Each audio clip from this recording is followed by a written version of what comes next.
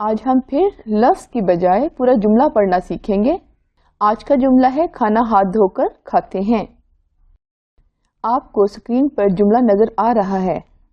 جملے میں استعمال ہونے والی زیادہ تر آوازوں کی شکلیں پہلے سے ہی جانتے ہیں۔ کھ، تھ، دھ کی شکلیں نئی ہیں۔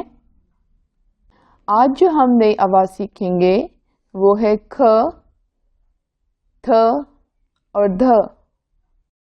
اب ہم اس جملے کو لکھنا سیکھیں گے۔ جب آواز ک اور ہ کو ملا کر پڑھیں تو یہ بھاری آواز بن جاتی ہے کھ۔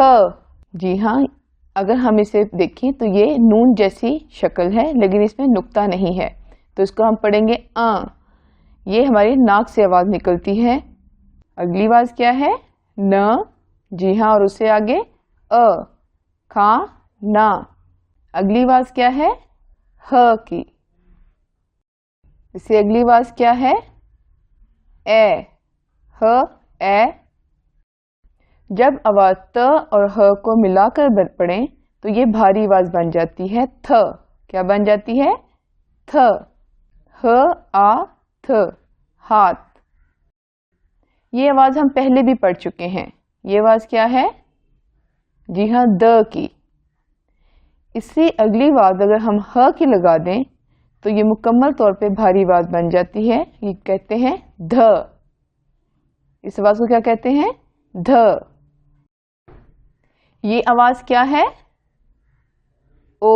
شاباش۔ دھ او دھو۔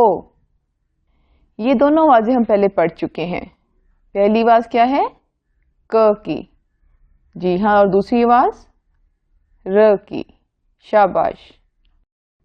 تو بن گیا کر۔ کھ کی آواز پہلے کھانا کی طرح لکھی جائے گی اور اس سے آگے کی آواز شامل کی جائے گی تو بن جائے گا کھ۔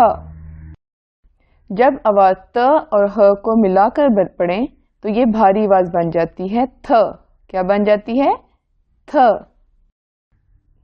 ہ کی شروع کی شکل آئے گی کچھ ایسے، اس کے بعد اے کی درمیانی شکل آئے گی اور پھر آخر میں نون گنا کی آخری شکل آئے گی جو کہ کچھ ایسے لکھی جائے گی۔